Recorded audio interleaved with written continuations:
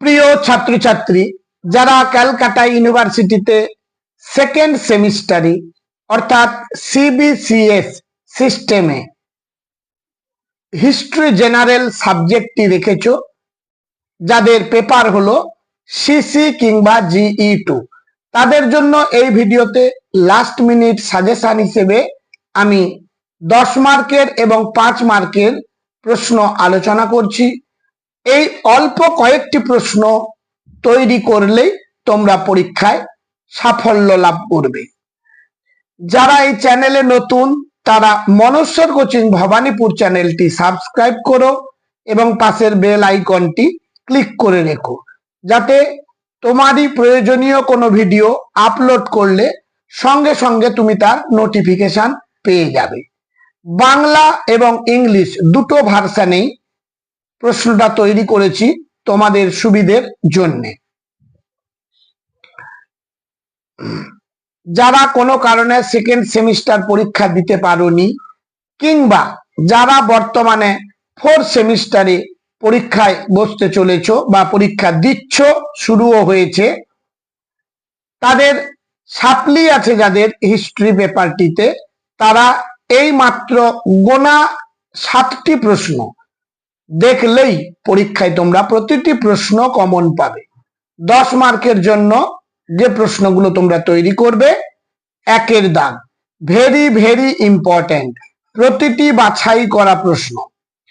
গুপ্ত যুগকে প্রাচীন ভারতের সুবর্ণ যুগ বলা হয় কেন?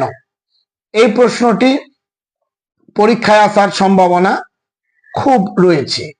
Why is the Gupta era called the golden age of ancient?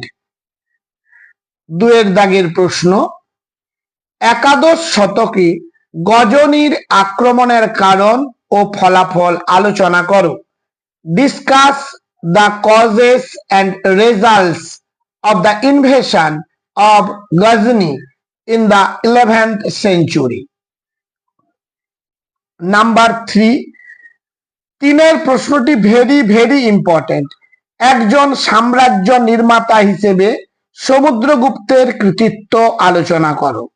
Assess the achievements of Samudragupta as an empire builder.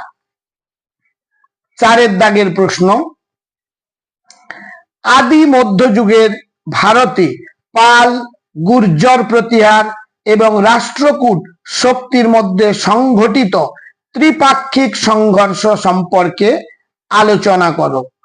Discuss the tripartite conflict among the Pala, Gurjara Pratihara and Rashtrakuta powers in early medieval India. 5 দাগের প্রশ্ন, কৈবর্ত বিদ্রোহ সংক্ষেপে আলোচনা করো। Briefly discuss about Kaivarta rebellion. Number 6, প্রশ্নটি very very important. শশাঙ্কের নেতৃত্বে গৌড়ের উত্থান আলোচনা করো। Discuss the rise of Gauda under the leadership of Shashanka.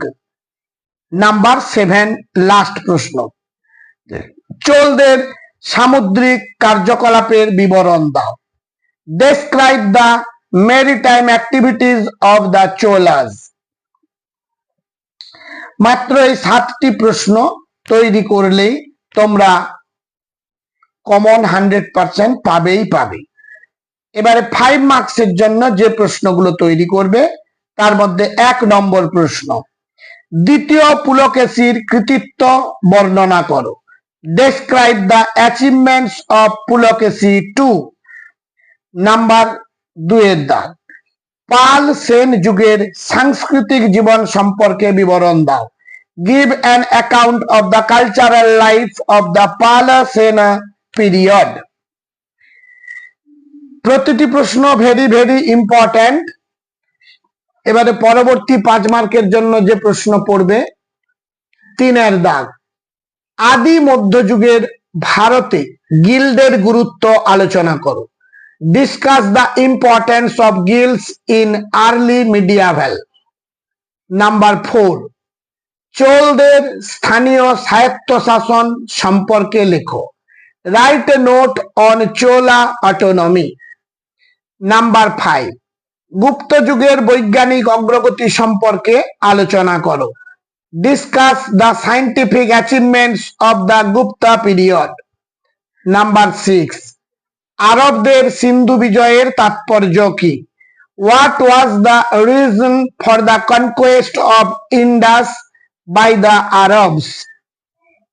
Number 7, মাৎস্যন্যায় সম্পর্কে টিকা লেখো। Write a note on মাৎস্যন্যায়। Number 8, টিকা লেখো Harshacharita. Right a note on Harshacharita. Number 9, তরাইনের প্রথম ও দ্বিতীয় যুদ্ধের তাৎপর্য কি ছিল? What was the significance of the first and second battles of Tarain? 5 মার্কের এই 9টি প্রশ্ন এবং 10 মার্কের 7টি প্রশ্ন তৈরি করলেই পরীক্ষায় তোমরা প্রতিটি প্রশ্ন কমন পাবে। সবশেষে মনোজ স্যার কোচিং ভবানীপুর চ্যানেলটি সাবস্ক্রাইব করে রেখো। তোমাদের 1 মার্কের যে 15টি প্রশ্নের উত্তর দিতে হয়, পরবর্তী ভিডিওতে আমি প্রশ্ন সহ উত্তর আলোচনা করব। তাই তোমরা চ্যানেলটি সাবস্ক্রাইব করে পাশের বেল আইকনটি ক্লিক করে রেখো। আর হ্যাঁ, বন্ধুদের মধ্যে শেয়ার করতে ভুলে যেও না। আর তাহলে এই পর্যন্ত, দেখা হবে পরবর্তী ভিডিওতে।